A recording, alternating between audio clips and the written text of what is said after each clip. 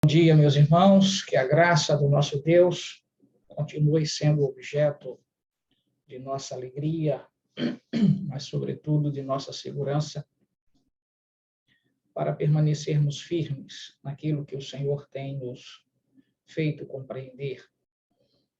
Nesse instante, gostaria de convidar a pessoa que está responsável pela oração, para que juntos possamos, então, ser apresentados diante do Senhor. Bom dia a todos, que a graça do Senhor seja com todos. Oramos ao Senhor. Querido e amado Deus, maravilhoso Pai, louvado o Senhor Deus, exaltado e engrandecido seja teu nome, Senhor. Obrigado, meu Deus, por essa oportunidade que o Senhor sempre nos concede, Pai, de estarmos, ó Deus, a estudar a tua palavra, a aprendermos mais da pessoa de Cristo. Que o teu Espírito, ó Deus, venha mais uma vez ser derramado sobre todos, Pai, em especial sobre o nosso pastor, que tem nos ajudado, ó Deus, de forma brilhante, Pai, e insistido para com que possamos colocar em prática, meu Deus. Que a bênção do Senhor também venha sobre a tua igreja, em especial a todos que estão participando, Pai, desses 10 dias de oração, das 10 horas de jejum. Que o Senhor, ó Deus, venha fazer a tua vontade. Eu te peço, Deus, e desde já te agradeço. Em nome de Jesus, amém, Senhor. Amém. Muito bem, meus queridos irmãos, voltemos ao Evangelho de Mateus, capítulo 9. Eu vou me ater um pouquinho, então, aí nos versículos 37 e 38, ainda um pouco mais aqui, há muitas verdades a serem extraídas, e a partir de então, já hoje, entrarei, portanto, nos versículos 1 ao 4 do capítulo 10, tornando mais simples.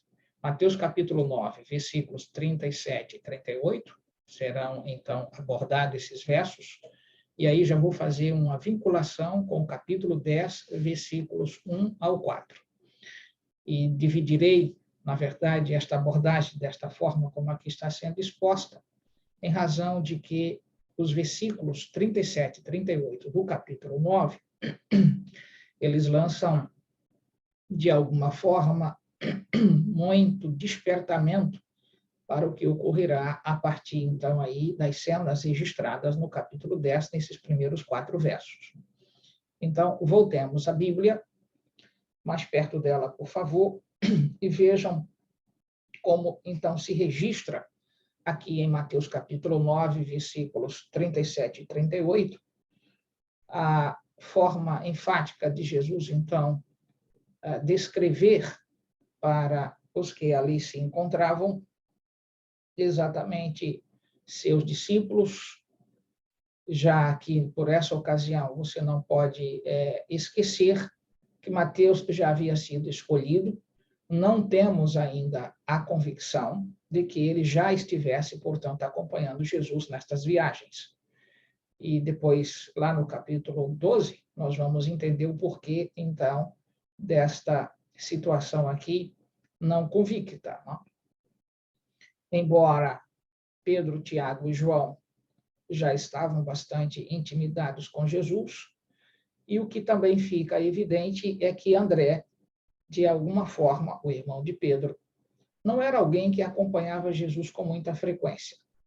Talvez esta situação se dava em razão da falta de alguém que pudesse substituir, de fato, a empresa pesqueira de Pedro, e como Pedro lançava mão de seu sustento deste lugar, talvez por algum tempo, por alguma ocasião, até que as coisas se organizaram definitivamente, André permanecia mais tempo, então, cuidando da empresa, que tinha este contrato feito exatamente com o pai do Tiago e de João, e aí, claro, nós precisamos, então, não esquecermos dessas particularidades. E por que isto é útil, pastor, sabermos?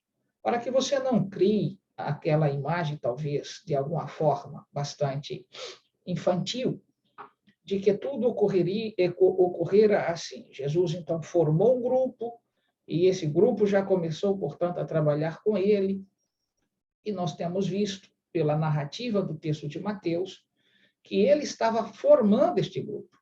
E este grupo, de alguma forma, ainda não estava tão coeso. E certamente a gente vai se apercebendo que houve chamados específicos e, no decorrer do tempo, essas pessoas, portanto, de fato, começaram a ter uma espécie de, então, definição daquilo que precisavam fazer no período que Jesus estava os educando. Então, venha comigo ao texto, versículos 37 e 38, do Evangelho de Mateus, capítulo 9, onde diz, então,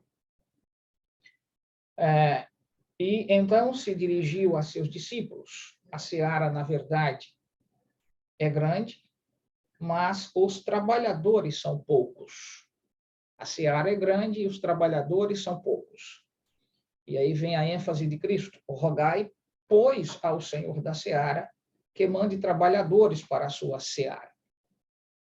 É evidente que o que Jesus está aqui fazendo com que este grupo compreenda é que não é suficiente ter uma vida religiosa que se paute somente em oração. Não é suficiente. Porque a oração é uma arma que Deus põe em nossas mãos poderosamente. Mas observem que é necessário que a atividade segunda seja realizada. Primeira atividade, oração. Segunda atividade, unindo-se a esta, o labor, o trabalho, a vida que se dedica para levar a mensagem que se compreendera para outros. Então, deste ponto de vista, aqui nós, então, vimos as coisas que são, de fato, impactantes sobre Jesus. O que ele está dizendo, portanto, é que os líderes ortodoxos dos dias, então, que olhavam a estas multidões como, então, ovelhas que, de fato, não têm pastor, que o próprio Jesus mencionara, nós vemos também que essas pessoas comuns, formados, então, aqui por, eu diria, homens e mulheres, eram, na verdade, vistas de diferentes maneiras. Você sabe que, exatamente, ao olhar os fariseus para estes grupos, eles viam, portanto, como pessoas que estavam, na verdade, comparadas à palha, que seriam levadas, então, para a queima.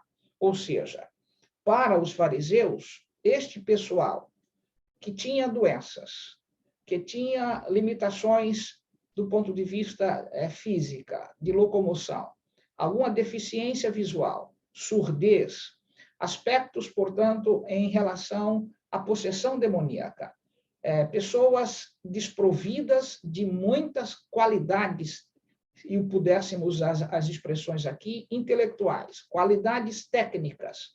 Então, olhar a tudo isto para o grupo, então, dos fariseus, era exatamente este o sentimento, mas também o desejo, que estas pessoas, a semelhança, portanto, de palha, que é reunida no sequeiro e depois, então, colocado fogo, melhor, necessariamente, então, tinha como que entender que estaria livre Israel de todas essas mazelas.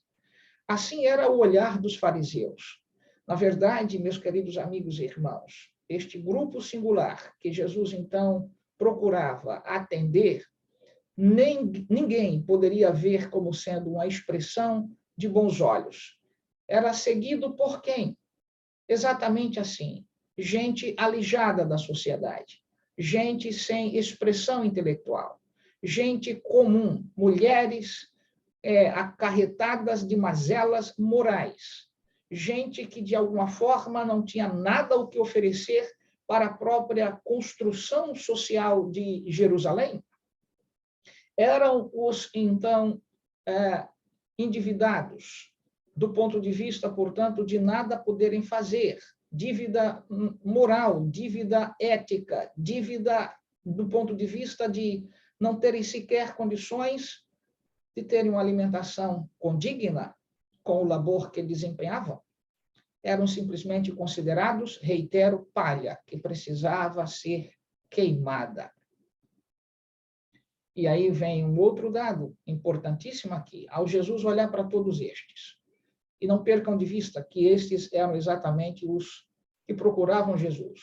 Aleijados, cegos, surdos, pessoas, portanto, endividadas, pessoas sem nenhuma esperança para o dia de amanhã, expropriados muitas vezes do seu próprio ambiente para satisfazer ao poderio romano, que exigia-se que o burro, o camelo, ou qualquer animal que fosse necessário para que um soldado romano pudesse utilizar, ele então disso se apropriava, carregava as cargas que eram necessárias de uma estrada para outra. Essa é a razão porque Jesus diz, quando pedires uma milha, vai com ele 2. Isso tem a ver exatamente com a determinação que Roma estabeleceu, e não havia a contrapartida, não se dava nada pelo pessoal. E nesse aspecto eles se sentiam expropriados do seu, então, da sua liberdade. Esta é a multidão a que Jesus está se referindo. Mas ele não viu apenas Israel aí. Ele está olhando, na verdade, numa perspectiva, eu diria, mais abrangente, mais espraiada, a todos nós. Como fomos encontrados, é certo que alguns de nós não estávamos em condições tão deprimentes como estes que aqui em Jerusalém, arredores, e particularmente aqui onde Jesus se encontra, nas cidades circunvizinhas, vilas que estão circunvizinhas ali a Cafarnaum. Jesus olha para todos estes que estão neste sofrimento. Você entende o que era, de fato, essa multidão que seguia Cristo de um lugar para outro? Gente simples. E aí você poderia, então, verificar que do olhar dos fariseus, eles não viam, portanto, de fato, nenhuma serventia nisso. Né? Que líder é este que está cercado, portanto, de gente da pior qualidade social? Você entende o que é, de fato, o sofrimento aqui? Esta é a razão porque Jesus, ao se dirigir aos discípulos, disse que a seara era, na verdade, então, grande, mas os trabalhadores são poucos. Mas qual é esta seara? É isto que aqui você e eu precisamos lembrar, de pessoas que estão assim. Na verdade, amigos, os céus não têm lugar para aqueles que, então, não reconhecem as suas necessidades. Não há lugar para mim e para você se achamos que estamos bem, se temos tudo, de nada precisarmos, né? Como no texto de Apocalipse, capítulo 3, diante, então, da cena do contexto de fim, dentro, então, da expressão utilizada como a igreja de Laodiceia, o povo que caracteriza exatamente esse estado particular, observe o que acontece. Nada precisam, veem-se como ricos, abastados, e, na verdade, o Senhor descreve que essa situação no mundo, que parece que a tecnologia, poder financeiro, a influência, todas essas coisas parecem terem trazido para as pessoas uma espécie de esquecimento de Deus. Mas ele diz, na verdade, vocês são pobres, cegos e nus. Então, pobreza, cegueira e nudez, demonstrando que essas coisas não são suficientes. Ter não é sinônimo, portanto, de ser. Isso implica dizer que aqueles que, então, veem nas coisas suas próprias satisfações, devem entender que estas, num abrir e piscar de olhos, na condição, portanto, de tudo que vai vir de destruição para esta terra, estas, eu diria, benesses, posses, não podem garantir para o ser humano alguma segurança. Os que confiam em cavalos, os que confiam, portanto, em ouro, como diz o profeta, na verdade, não se aperceberam que essas coisas não trazem garantias. Só Cristo poderia trazer a paz interior, embora olhando ao nosso redor, desprovidos de muitas benesses que este mundo oferece. Mas é necessário que a gente lembre disto. O olhar dos fariseus era um olhar de desdém para esta multidão. Assim estava gente que não podia ter acesso a Cristo, no caso dos leprosos, alijados da sociedade, de alguma forma, sobre a pecha de gente que estava a contaminar outros. Este era o grupo de Cristo. Você entende a razão por que, então, os fariseus detestavam a pessoa de Jesus? Porque eles jamais haviam compreendido que os céus amam profundamente os que estão como ovelhas que perderam o aprisco, porque Satanás cegou o entendimento dos homens, a ponto de eles não terem sentimentos, não estarem mais dispostos a compartilharem da relação intrapessoal, porque se veem como que melhores, os outros em situação de baixeza, eles estão limpos, os outros estão imundos. E aí, meu querido amigo e irmão, o que é o cristianismo, por fim? Se não exatamente esta chance de transformar os que não podem ser aceitos pela sociedade. Quando minha mente se volta para essas coisas, e como tive oportunidade na área de direito de conhecer muita gente, e tenho tido a oportunidade igualmente, inclusive de visitar muita gente em presídio, quando pastor em um determinado território aqui do estado de Pernambuco, o Gladinho, que aqui está, sabe quantas vezes nós estivemos em presídio fazendo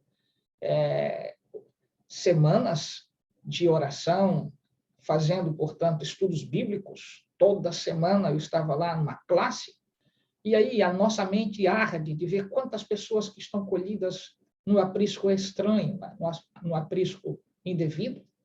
Mas quando o poder do evangelho realmente é aceito, você não vê ali um bandido, um assassino, um estuprador, você, na verdade, vê que a graça de Cristo pode transformar estes igualmente. E há tantas coisas positivas, poderosas, que a gente tem nessa jornada de experiência de lidar com gente simples, que a sociedade, na verdade, talvez promoveu a eles mesmos, criou os próprios monstros. E, meus queridos amigos, o que fazer? Vamos esquecer dessas pessoas? Não podemos. O evangelho é exatamente para os que se sentem alijados de tudo e de todos. Na ortodoxia, então, judaica, dentro do grupo aí dos fariseus, como era o olhar para essas pessoas? Simplesmente palha, que precisava, portanto, ser queimada. Esta é a razão por que eles nominavam que as doenças eram fruto de pecado, e eles, então, como tinham uma compreensão que não podiam se aproximar do pecador, porque a ideia era que o pecador transfere pecado, eles, então, nisto se amoldavam, criavam esta redoma lá, a ponto de, então, estarem distante das pessoas. Mas delas queriam, portanto, isto mesmo, a sua lã. Elas não podiam ter acesso a determinados contextos, então, eu diria que os fariseus participavam. Mas delas, aí sim, podia-se tirar a sua lã. Isso não pode ser cristianismo. Isso não pode ser, de fato, que Jesus está aqui nos chamando a refletir. Né? A seara é grande. Ela é, de fato, imensa. Os trabalhadores são poucos. Mas como nós iremos entrar nesta, então, seara sem estarmos providos daquilo que o Senhor Jesus nos convida a ter, como lidar com essas pessoas, achando que elas, de fato, estão como que comburente para o grande fogo de Malaquias? É isto que nós devemos, então, olhar. Por isso que Jesus viu, portanto, que a colheita precisava ser realizada, mas os fariseus, em seus orgulhos por destruição dos pecadores, quando Jesus, na verdade, olhava a este comportamento, nós podemos fazer exatamente esse paralelo. Observe. Para os fariseus, seu orgulho e que os pecadores precisavam ser destruídos. Quando olhamos a Jesus, vimos a sua humildade e os pecadores precisam ser salvos. Você entende isto? Esse contraste? Liderança religiosa de época se via, portanto, como abastada e de nada necessitava. Jesus se vê, portanto, como desprovido, mas, na verdade, é ele que tem tudo. Desfez-se do seu palácio de marfim, como que na letra do antigo hino que cantávamos nesta igreja, deixando, portanto, este palácio de marfim, veio a esta terra. E aí veja como rei, se comportou aqui como servo. E aqueles que se diziam, na verdade, estarem numa posição de destaque, eram eles que, na verdade, não possuíam nada. Não possuíam sequer a sensibilidade em torno do seu semelhante. Então, nós vemos aqui que as grandes verdades do cristianismo é que o cristianismo nos desafia a quebrarmos estas barreiras. Lembro-me também de uma outra música, cuja letra descreve exatamente este detalhe em particular. O amor, na verdade, de Deus é que rompe as barreiras da ignorância, da insatisfação, dos maus tratos. O amor rompe toda e qualquer barreira, mas a gente precisa lembrar que só o amor de Cristo é suficiente para isto. Então, a colheita nunca deve, portanto, ser deixada de lado, em razão de que olhamos, talvez, eu diria, talvez, de alguma forma aqui, a textura daquilo que está dentro dessa colheita como sendo algo, ao nosso olhar, que não tem nenhuma serventia para o Senhor. Você já imaginou o que de fato é isto? Qual é o desejo dos céus em olhar, portanto, uma alma que está carcomida por indecência, por imoralidades? Palavras de baixo nível, corpo destruído pelas mazelas de se envolver, portanto, com os prazeres deste mundo. Meus queridos amigos e irmãos, mas exatamente aqui que Cristo Jesus, a sua vida, demonstra que são essas ovelhas que estão nestas condições que ele veio salvar. Então, qual a diferença entre Jesus e a ortodoxia, eu diria, farisaica? É simples ver isso aqui. Eles viam, portanto, povo comum como sendo apenas palha a ser queimada. Jesus via essas pessoas como resgatadas, transformadas pelo seu poder. Os fariseus detestavam, portanto, se aproximar de gente que fedia, que estava imunda. Jesus, portanto, se aproximava, as recebia, abraçava, eles davam sentido para a vida. De repente, é esta sociedade que estava aleijada, que agora se transforma nos herdeiros do reino dos céus. Dá para entender o que é amor de Deus? A seara, de fato, meu amigo e irmão, não é composta de gente que está tomada banho, bonitinha, cheio de dinheiro no bolso. Essas pessoas não entenderam o que é o amor de Deus. Muitas cenas nesta terra que nos impactam quando a gente lê a história, então, de Dulce, aqui, então, em Salvador, Madre Teresa, em Calcutá. Você pode exatamente se perguntar o que é alguém que sai catando gente que está de um lado e de outro, que não tem, portanto, dignidade e torna essas pessoas em gente de destaque? Crianças que estão aí jogadas como objeto de uso por esses infames, homens que abusam, que atrapalham a dignidade, a moral, a ética dessas crianças. O que estamos fazendo como adventistas do sétimo dia? Que tipo, portanto, de fato de cristianismo é o nosso? Olhando, portanto, apenas as ovelhas que podem trazer a sua lã? É isto que, então, nos impacta, é quando os cofres da igreja estão cheios de recursos? E para isso, então, nós vamos nos voltar para este nível? Amigo, isso não é cristianismo.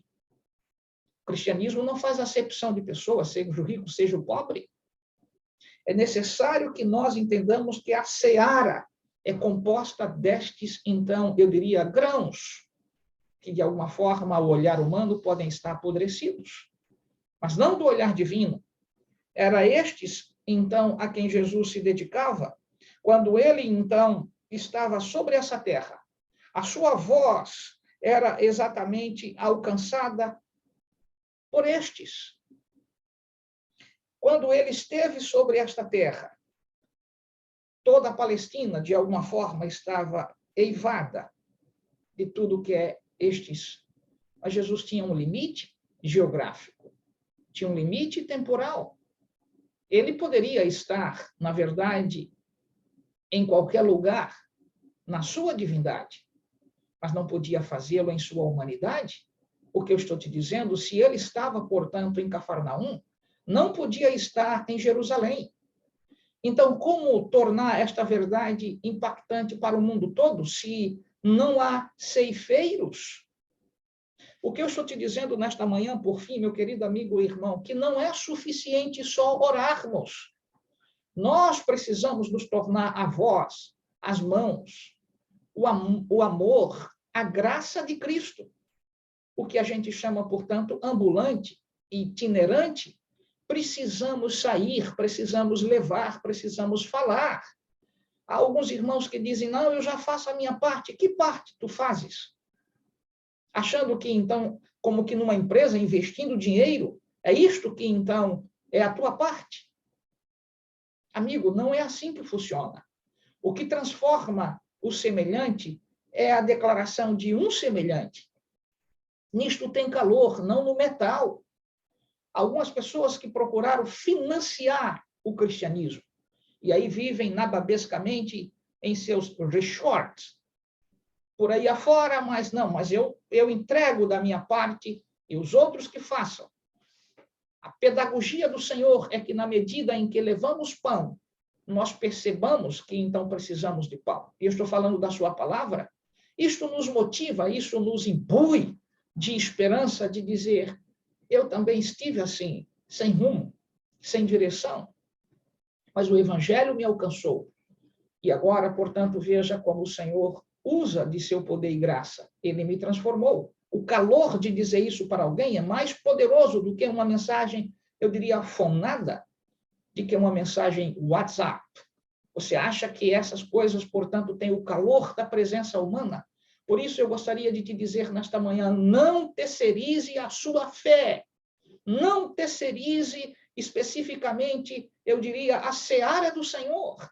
Às vezes, contratamos especialistas para realizarem a obra, e nós, então, ficamos como espectadores eu diria, grande arquibancada, como, então, diante de especialistas que estão no campo de futebol, cada um, então, procurando fazer o seu melhor. E nós, como espectadores, isso não é o que se encontra nesse texto. Ele está dizendo, rogai para, então, o Senhor da seara mandar trabalhadores. Ele não quer ociosos, ele quer trabalhadores. Você entendeu isso aqui? Esta é a questão que, então, nos motiva, é que, na medida em que compartilhamos de nossa fé, nós mesmos, então, precisamos estar na fonte, nos alimentando. Ai de mim se não pregar o Evangelho. E o pregar o Evangelho não se limita aos sermões que eu faço para a igreja. Ai de mim se não orar, mas ai de mim que, se não estiver, eu diria, pessoalmente, diante de alguém para oferecer-lhes aquilo que a graça do Senhor já me oferecera e continua sendo derramada. Por isso, meu querido amigo e irmão, não é suficiente, não é bastante orar. Um homem pode dizer, eu tenho orado para que o reino de Cristo possa vir. E ele pode até dizer que ele faz isso diariamente, mas a questão que eu levanto aqui é, você acha que exatamente é isto? Você acha que é isto que o Senhor está dizendo? Orai para que o reino de Deus se estabeleça? É isso? Ele disse, rogai para que o Senhor mande trabalhadores. Entende? Você precisa sair de seu comodismo, meu irmão. Você precisa, pela graça, do poder do nosso amigo Espírito Santo. Aliás, pela graça e pelo poder do nosso amigo Espírito Santo. Erguer-se. Compartilhe de sua fé. Eu tenho empresa, pastor. Eu tenho meu negócio. Tá? Tu achas que o teu negócio vai te segurar? Há negócio maior do que este de ver pessoas sendo transformadas. Quando um indivíduo que foi afetado por essa própria sociedade é arrancada de um presídio, é menos um problema. Eu prefiro ver igrejas sendo construídas em cada esquina, mesmo estas que, de alguma forma, nada sabem profundamente do Evangelho. Haver bares sendo abertos, motéis, muitas vezes até casas de prostituições. É preferível ver igrejas sendo abertas, às vezes num quintal, às vezes eu diria, numa garagem. Passamos em frente, dói a falta de bom senso, a falta, muitas vezes, de harmonia nas músicas que estão cantando, mas é preferível ver pessoas que estão aí, mesmo sem o conhecimento adequado, se submetendo a Jesus, a vermos, então, coisas estranhas. E você acha que a colheita será feita por anjos? Não, amigo. Eles reúnem no final, o que já foi, portanto, obra singular do Espírito Santo. É ele que colhe. Mas se tem algo que nós não podemos olvidar, deixar, é que cabe a nós sairmos para, então, a colheita, porque a seara é real. Ela está diante de nós. A seara é real.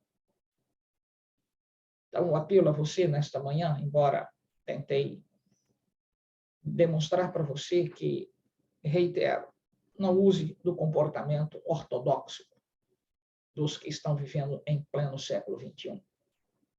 Bons carros, talvez uma boa moto, uma boa bicicleta, ou talvez nenhuma dessas coisas. Mas apenas como consumidores de um bom sermão, de uma boa música, uma espécie, portanto, de assistência que a igreja tem de prestar-lhes. Lembro-me da insensatez de alguns MIPs, aqueles que são departamentais, que passam pela área, portanto, de ministério pessoal, de frases equivocadíssimas que usaram em alguns momentos. Não, nós temos de tratar os nossos clientes. Opa! Clientes? Não são consumidores, senhores.